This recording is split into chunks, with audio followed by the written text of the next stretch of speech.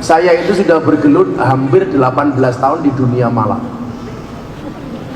walaupun diprotes oleh kiai-kiai yang suci rahimakumullah itu.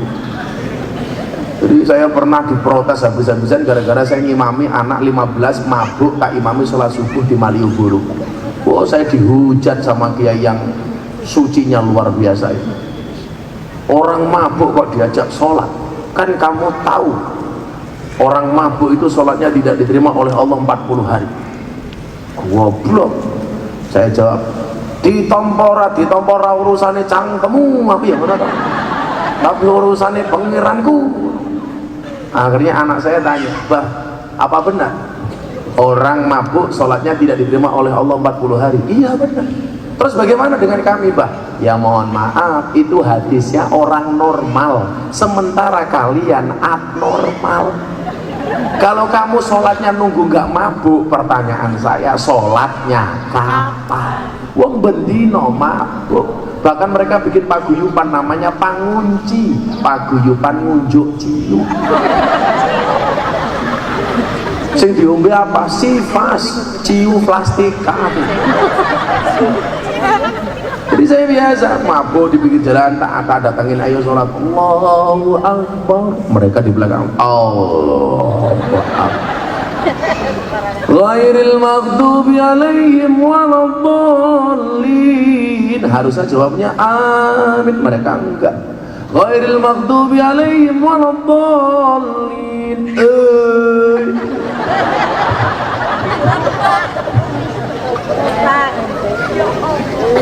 Tapi itu resiko bagi saya. Kayak mbak-mbak lokalisasi, boleh nggak bah kalau saya mau ngelonte itu doa dulu? Ya boleh saja. Ya doa itu kan untuk siapa saja, dan Allah itu mendengarkan doa siapapun. Ud'uni astajib lakum. Wa idza sa'alaka ibadi anni fa inni qarib. Allah itu dekat. Ujibu da'watad da'i idza da'a. Maling itu loh pakai doa. Jadi lonte kan ya doa. Arep mangkat kerja dandan sing ayu, angane diangkat, ya Allah, mudah-mudahan malam ini tamu saya banyak tur lomo-lomo. Iya. Tahu-tahu tukang syutingnya datang. Iya. Makanya kenapa mereka selalu saya kasih mukena. Saya itu 3 bulan sekali bagi mukena. Yang belum dapat pasti saya belikan. Saya kadang-kadang kalau beli mukena itu 100, 200 berikut dengan sajadahnya. Mbak-mbak PSK tanya sama saya, ikhlas napa mboten kiai? Ikhlas. Syaratnya napa? Tinggu sholat, aja tinggu lemek. Aku yo ngono. Oh digelap. Berkah saking Gus Miftah, matane. Jadi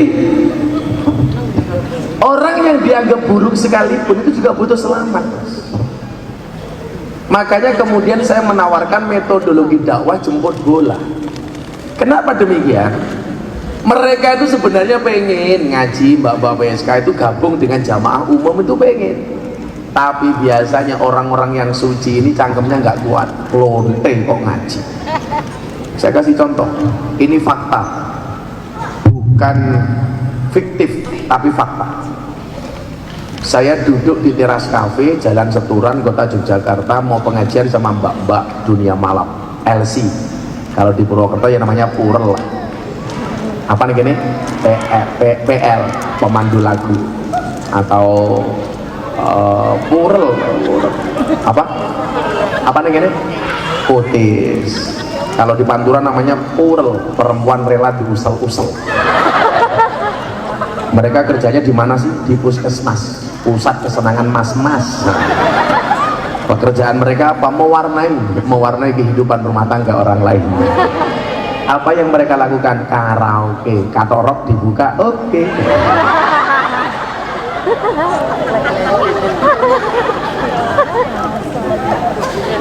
Orang yang datang ke kafe itu orang susah apa orang senang? Orang susah, cari seneng. Karena susah cari senengnya di kafe. Kalau mereka sudah seneng nggak mungkin datang ke kafe.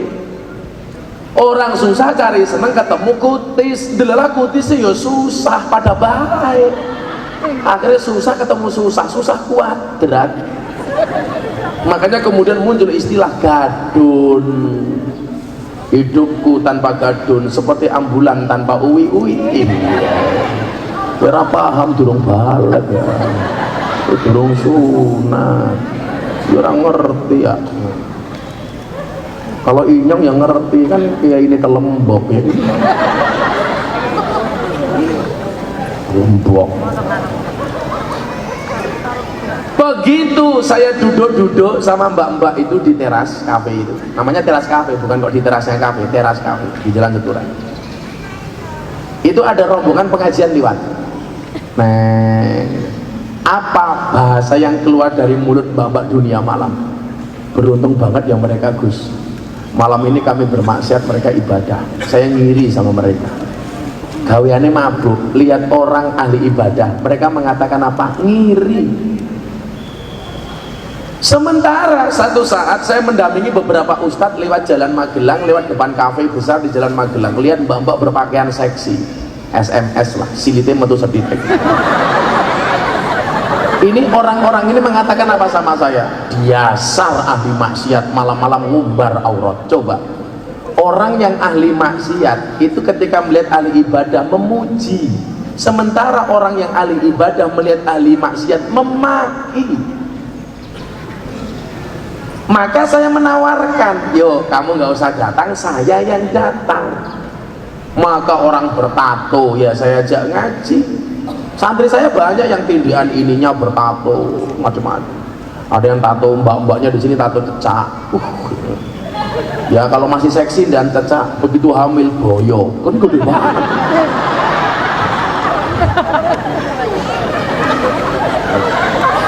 Yang lucu di Jawa Timur kemarin saya pengajian di bekas Doli. Doli itu ya gang sadarnya sini lah. Doli.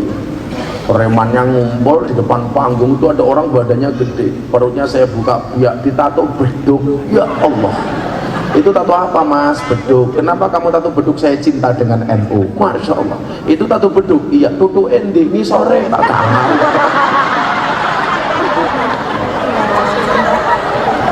Tak ketemu ya.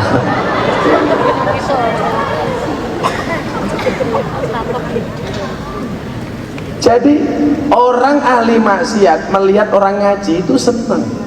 Tapi orang yang suka ngaji ketika melihat ahli maksiat adanya cuman melaknat.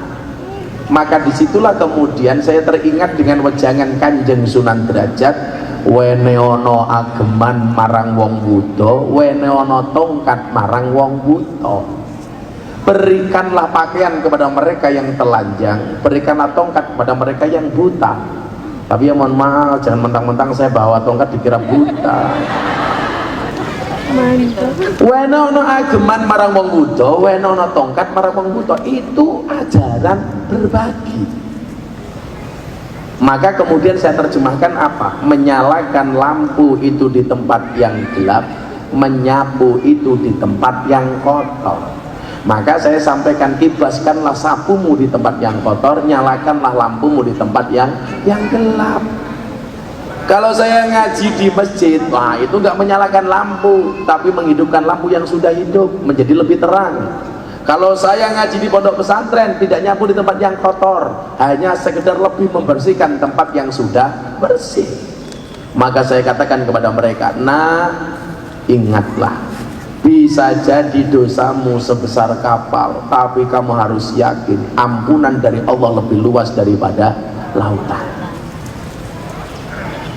Surga itu pada akhirnya akan ditempati oleh ahli maksiat yang bertobat, bukan orang yang sok suci namun pada akhirnya tersesat.